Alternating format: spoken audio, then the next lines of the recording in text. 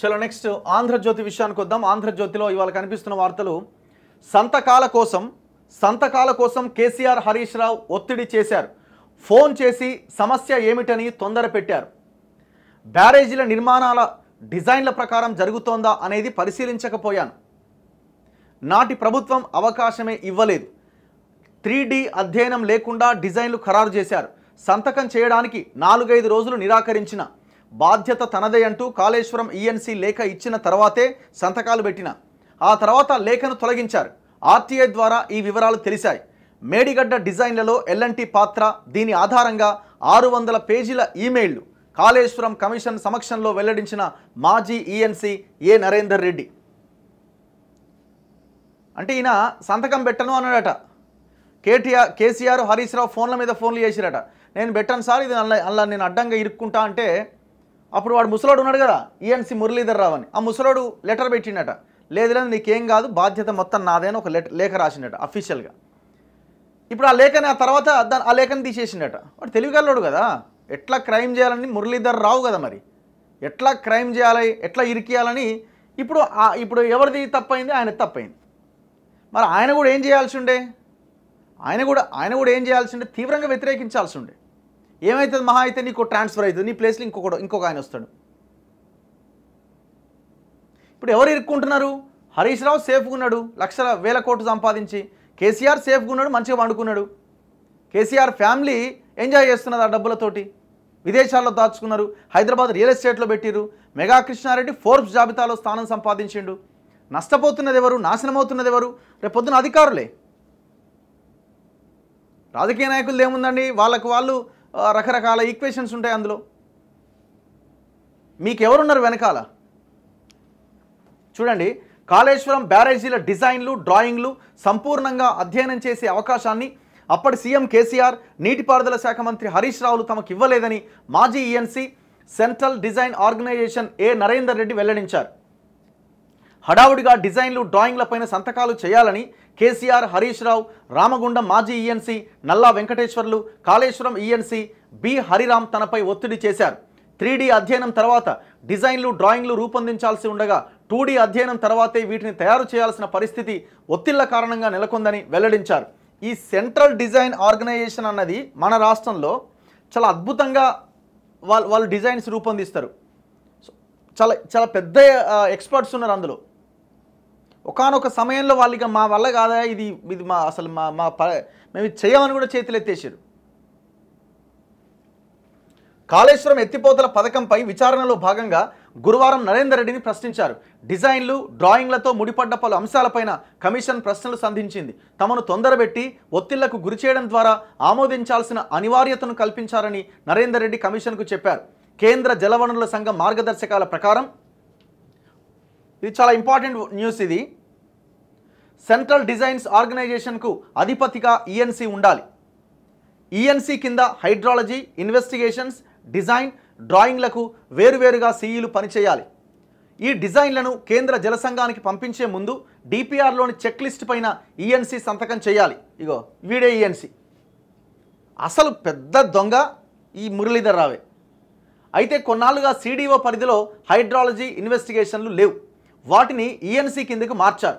ఈ కారణం వల్లే చెక్ లిస్ట్ పైన సంతకం చేయడానికి నిరాకరిస్తూ 4 నుంచి 5 రోజుల పాటు డిపిఆర్ చెక్ లిస్ట్ పైన సంతకాలు చేయలేదు అని నరేందర్ రెడ్డి వివరించిండు. డిజైన్లన్నీ సిద్ధమయ్యాక సంతకాలు ఎందుకు పెట్టడం లేదు, సమస్య ఏంటి అని అప్పటి ముఖ్యమంత్రి కేసీఆర్, సాగునీటి మంత్రి హరీష్ రావులు ఫోన్ చేసి ఒత్తిడి తెచ్చారు. తర్వాత హైడ్రాలజీ, ఇన్వెస్టిగేషన్లకు సంబంధించిన అంశాల బాధ్యత తనదే అని హరిరామ్ లేఖ ఇచ్చాకే డిపిఆర్ చెక్ లిస్ట్ పై సంతకం చేశాను అని వెల్లడించారు. ఈ హరిరామ్ ఎక్కడున్నాడు? స్టిల్ కంటిన్యూ అవుతున్నాడు. మరి వీళ్ళు ఎట్లా చేస్తున్నారు కంటిన్యూ? కాంగ్రెస్ చెప్పాలి. ఇప్పుడు కాళేశ్వరం డిజైన్లకు సీఈదే బాధ్యత అని ఆయన చెక్ లిస్ట్ పైన సంతకం చేశారని వెదిరే శ్రీరామ్ ప్రకటించగా, ఇందులో వాస్తవాలేంటో ప్రజలకు చెప్పాలనే ఉద్దేశంతో సమాచార హక్కు చట్టం ద్వారా పత్రాలు సేకరించాలని తెలిపారు. ఇన్వెస్టిగేషన్లకు తానే బాధ్యత వహిస్తానని హరిరామ్ డిపిఆర్లో భాగంగా ఇచ్చిన లేఖను తొలగించినట్టుగా ఆర్టీఐ సమాచారంలో తేలింది. సమాచార హక్కు చట్టం ద్వారా సేకరించిన లేఖను నరేందర్ రెడ్డి కాళేశ్వరం కమిషన్కు అందించారు.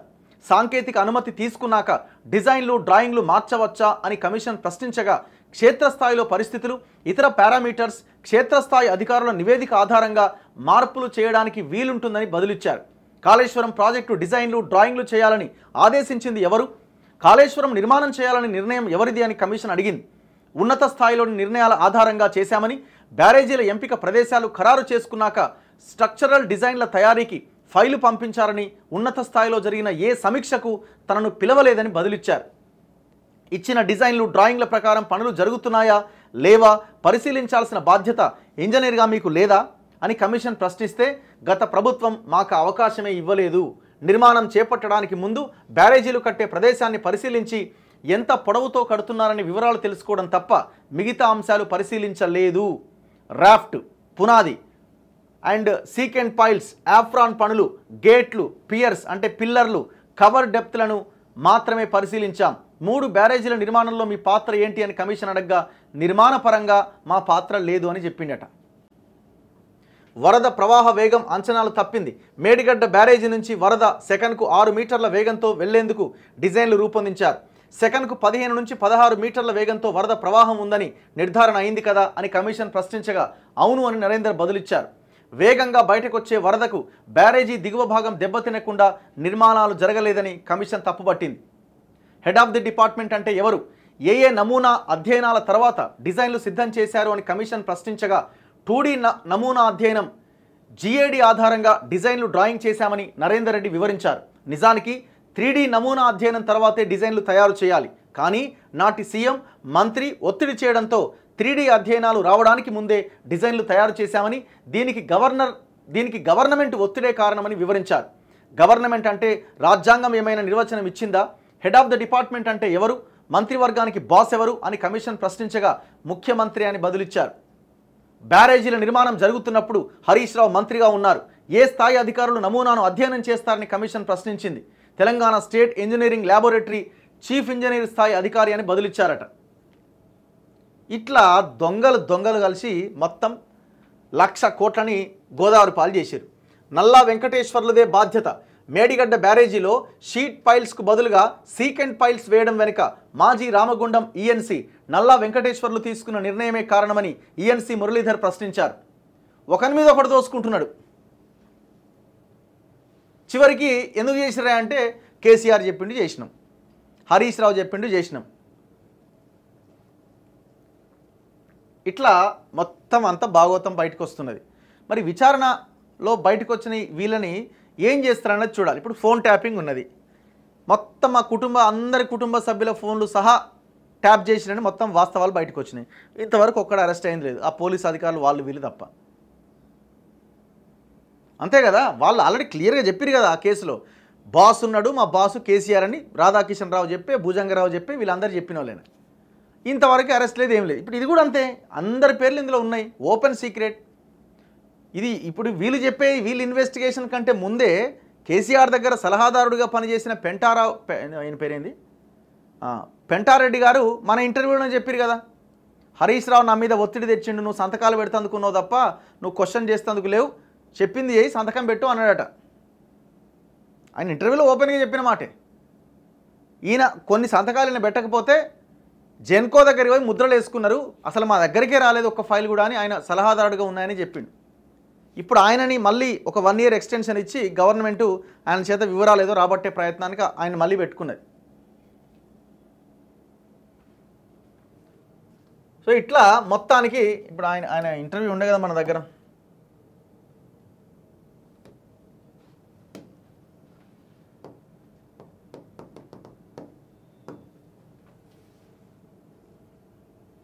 ఇగో ఇదేనండి, ఒకసారి 1 second.